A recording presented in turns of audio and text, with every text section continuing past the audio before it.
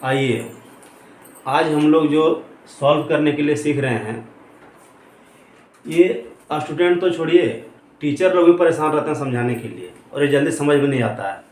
आप वीडियो में लास्ट तक बने रहें, गारंटी है कि फिर आप इसको दोबारा मतलब कभी भूलेंगे नहीं।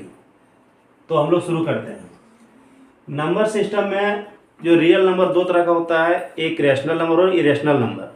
तो रैशनल नंबर तो हम लोग पहले देखे हैं, और इरेशनल नंबर में इस तरह का संख्या जैसे √3, मतलब कोई भी नंबर जो रूट के अंदर हो, क्यूब रूट हो चाहे फोर्थ रूट हो, कोई भी रूट हो, और उसका पूरी वो रूट नहीं निकले, उस तरह के नंबर को इरेशनल नंबर कहते हैं। यानी अगर यहाँ √3 देखते हैं तो 3 का हम पूरी इसका हम लोग रूट नहीं निकाल पाएंगे, तो ये नंबर जो है ये इरेशनल नंबर है। तो इसी चीज़ को प्रूव करना है। ये कैसे प्रूव किया जाता है? देखिए, ये प्रूव करने के लिए ना हम लोग एक तरीका अपनाते हैं और उस तरीके से इसको प्रूव किया जाता है। वो तरीका क्या है कि अगर हम कोई चीज़ कथन कर रहे हैं कि ये फलना चीज़ है, जैसे ये इरेशनल नंबर, अगर हम लोग मान लें कि इरेशनल नंबर है, तो ये इरेशनल नंबर हम लोग इस तरह से विकसित कर सकते हैं कि इसको अगर हम इसको ऑपोजिट मान लें कि रैशनल नंबर है, √3 क्या है? Rational number. और जब हम आगे इसको सॉल्व करेंगे तो देखेंगे कि इसमें रैशनल नंबर का प्रॉपर्टी आता ही नहीं है, तो उसको हम कह सकते हैं कि वो क्या चीज़ है कि रैशनल नंबर नहीं है। और जब रैशनल नंबर नहीं है तो निश्चित रूप से वो इरेशनल नंबर होगा, क्योंकि रियल नंबर दो तरह का है, कि रैशनल नंबर और दूसरा इरेशनल। तो इसको हम लोग इस तरीके से मानेंगे कि ये √3 रैशनल नंबर है। और बाद में जब हम देखें कि ये जो है वो रैशनल नंबर के प्रॉपर्टीज को फॉलो नहीं करता है, तब हम कह सकते हैं कि ये √3 जो होगा वो रैशनल नंबर नहीं होगा, और जब रैशनल नंबर नहीं होगा फिर वो क्या होगा? इरेशनल नंबर होगा। तो आइए हम लोग शुरू करते हैं। तो हम लोग इसको अज्यूम करेंगे कि लेट √3 जो है is a rational number, so we can write √3 is equal to p/q, where q is not is equal to 0 and p and q has no common factor. मतलब कि हम लोग मान लिए कि √3 एक रैशनल नंबर है, और ये रैशनल नंबर मान लिए तो रैशनल नंबर को लोग p/q के रूप में लिखते हैं। तो √3 इज इक्वल टू p/q, जहाँ q जो है वो 0 नहीं होना चाहिए, और p and q has no common factor, मतलब इसका कोई कॉमन फैक्टर नहीं हो। अब हम लोग इसको आगे बढ़ते हैं। आगे बढ़ेंगे क्या करेंगे, हम लोग इसको रूट को हटाने के लिए स्क्वायर करेंगे बोथ साइड। तो अभी हो जाएगा √3 का स्क्वायर, और इधर हो गया p/q का होल स्क्वायर। अब √3 का स्क्वायर करेंगे तो 3 मिल जाएगा, और इधर हो जाएगा p²/q²। अब यदि हम लोग इसको क्रॉस मल्टीप्लिकेशन करते हैं तो इधर हमको मिलेगा p² is equal to 3q²। इसको हम लोग समझने के लिए इक्वेशन 1 मानते हैं। अब यहीं से समझना है, p² इक्वल टू 3q², आगे यहाँ तक तो कोई दिक्कत नहीं है। तो ये यहाँ पर अब क्या है, 2-3 चीज यहाँ पर समझना है। यहाँ चूंकि यहीं पर लोगों को समझ नहीं आता है, फिर आगे प्रश्न को नहीं बना पाते हैं, समझ में नहीं आता, केवल रटते हैं। तो रटना नहीं, इसको ध्यान से समझना है। तो कोई नंबर, जैसे देखिए ये p² इक्वल टू, हम यहाँ पर क्या लिखे हैं, p² इक्वल टू 3q²। तो इसका मतलब ये 3 और जो q² है, 3 और जो q² है, ये p² का फैक्टर होगा। एग्जाम्पल के तौर पर यदि हम यहाँ पर मान ले p² हो जाएगा 25, और इसको हम यहाँ पर कुछ भी गुना कर सकते हैं। 25 कैसे कैसे आ सकता है, तो मान लेते हैं ये 5 × 5, तो ये 25 का फैक्टर क्या हुआ, 5 × 5। तो उसी तरह से यहाँ पर है p², और p² के लिखा हुआ 3 × q²। तो इसका मतलब हुआ कि 3 और q² जो है वो p² का क्या होगा, फैक्टर होगा। यहां समझ में आ रहा है समझ में कि p² इक्वल टू, अगर हम इस तरह से कोई भी किसी भी नंबर को लिखें, अगर हम लिखते हैं 28 इज इक्वल टू क्या होगा, 7 × 4, या फिर 7 × 2 का स्क्वायर। तो इस तरह से हम क्या देख रहे हैं कि ये 2 का स्क्वायर लें चाहे 7 लें, वो 28 का क्या होगा, फैक्टर होगा। तो उसी तरीके से यहाँ पर है 25 इज इक्वल टू 5/5 या फिर P square equal to 3 into Q square, जो यहाँ पर दिया गया, जो हमारा इक्वेशन 1 में आया हुआ है। तो इससे क्या निष्कर्ष निकलता है कि पी स्क्वायर का जो होगा 3 भी है और क्यू स्क्वायर भी क्या होगा, फैक्टर होगा। तो हम लोग क्यू स्क्वायर क्या हो तो हम लोग को पता नहीं अभी, लेकिन पी ये 3 कन्फर्म है। तो इस आधार पर हम लोग कह सकते हैं कि 3 जो होगा वो पी स्क्वायर का क्या होगा, फैक्टर होगा। 3 जो है वो पी स्क्वायर का फैक्टर होगा। इस आधार पर हम कह सकते हैं कि 3 is a factor of P square. 3 is a factor of किसका, P square. Therefore 3 is also a factor of p। अब यहां ध्यान दीजिए, जब पी स्क्वायर का फैक्टर है तो 3 किसका होगा, p का भी क्या होगा, फैक्टर होगा। जब ये पी स्क्वायर का फैक्टर 3 है तो p का भी क्या होता है, फैक्टर। किसी भी नंबर में अगर किसी के नंबर के स्क्वायर का कोई नंबर फैक्टर हो तो वो उस नंबर का भी क्या होता है, फैक्टर होता है। तो यहां से हमारा एक कंसेप्ट निकला कि एक चीज देख लिए कि 3 is a factor of p। अब इसके आगे यहां से इसको ध्यान से समझना, 3 is also a factor of p, क्योंकि इसका हम लोग आगे यूज करेंगे। अब देखिए कि यदि 3 फैक्टर है किसका, p का, 3 फैक्टर है किसका, p का। कोई भी, अब यहां एक चीज समझते हैं, जैसे यहां पर हम लिए थे 28 का फैक्टर क्या है, 4। ऐसी को अगर हम उल्टा इस तरह से देखें, 4 किसका फैक्टर है, 28 का। तो यदि उसके फैक्टर से उस नंबर को भाग दें तो नंबर क्या, 28 और यहाँ क्या है ये 4, तो कितना बार में कट जाएगा, यानी 7 बार में 28, यानी कुछ नहीं बचेगा, रिमाइंडर इसका 0 बचेगा। तो कोई भी नंबर क्या होता है कि अपने फैक्टर से पूरी तरह से कटता है, रिमाइंडर कुछ नहीं बचता है। तो यहाँ पर हम लोग इसके जगह मान लो 28 माने हैं नंबर और उसका फैक्टर क्या 4, तो 4 से हम 28 को भाग दिया, कितना बार गया, 7 बार में।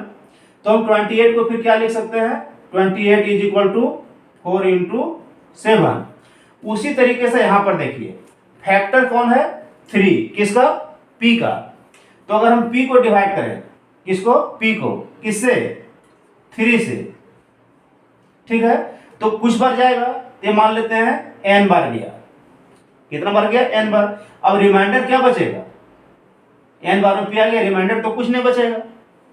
तो इसमें इस स्थिति में हम p इक्वल टू क्या लिख सकते हैं, 3n। इस चीज को समझना है, यहां से एक बार चलता है, ये तो यहां तक आए कोई दिक्कत नहीं है। P square equal to 3 Q square, ये हमारा एक इक्वेशन बन गया।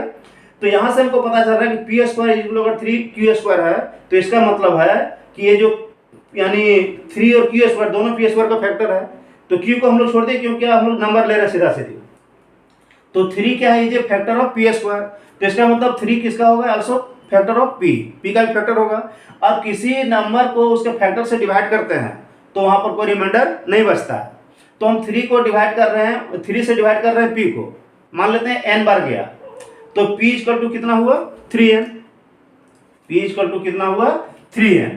तो ये चीज यहां पर क्लियर हो गया, p इक्वल टू हमारे पास आया, वही हो गया 3 also a factor of p। तो देयरफॉर वी कैन राइट, हम लोग लिख सकते हैं, therefore we can write p is equal to 3n। p equal to क्या हो जाएगा, 3n। अब इसको अगर हम स्क्वायर कर दें दोनों तरफ तो ये क्या हो जाएगा, p square is equal to 9n square. 9 square कैसे समझ में है, क्योंकि स्क्वायर करें तो 3 का भी स्क्वायर होगा। तो p स्क्वायर इक्वल टू क्या हो गया, 9 स्क्वायर। अब आप यहां पर आइए इक्वेशन 1 से, तो इक्वेशन 1 में क्या है, P square equal to 3 Q square, और यहां पर क्या है, P square equal to 9n square. तो ये पी स्क्वायर के बदले हम क्या लिख सकते हैं, 3 क्यू स्क्वायर लिख सकते हैं कि नहीं। तो अभी हमारे पास क्या आ जाएगा,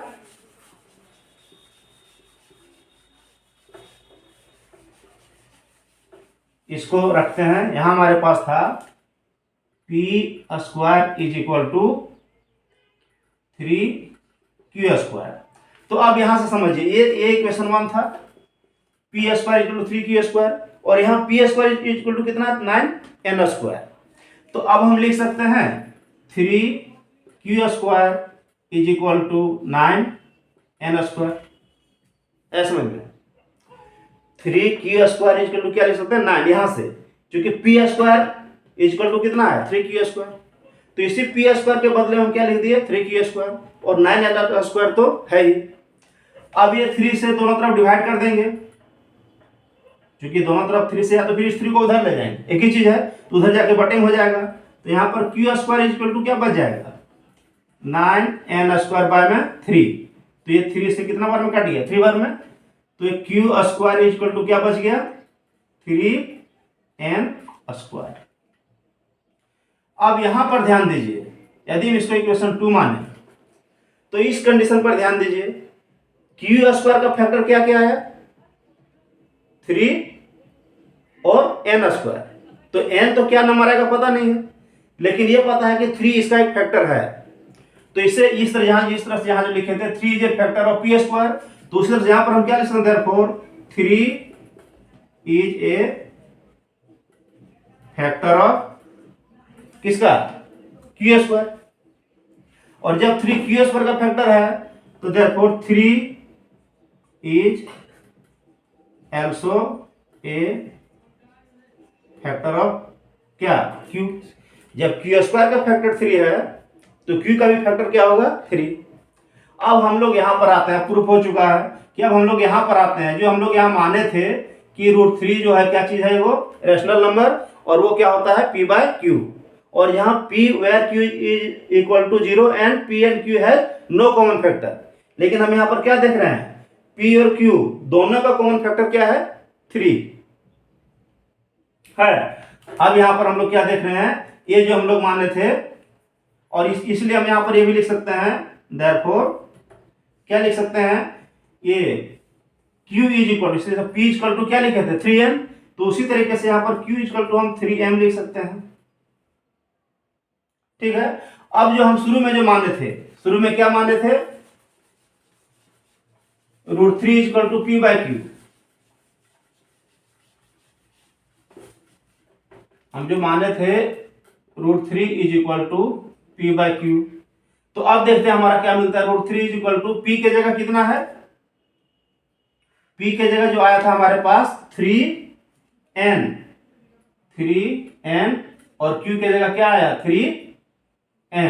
तो यहां पर हम क्या देख रहे हैं कि इसमें दोनों में का एक कॉमन फैक्टर क्या है 3 है। अतः जो हम लोग जो माने थे कि नहीं इसका कोई कॉमन फैक्टर नहीं है वो गलत है।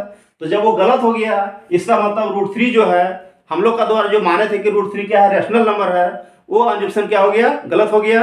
अतः √3 क्या होगा एक इरेशनल नंबर होगा, क्योंकि अगर हम लोग जो माने वो सही होता तो उस कंडीशन में क्या होता कि यह एक कौन सा नंबर होता रेशनल नंबर, लेकिन वो तो रेशनल नंबर का प्रॉपर्टी को फॉलो नहीं किया। अतः ये क्या हो गया √3 जो है किस तरह का नंबर होगा इरेशनल नंबर होगा।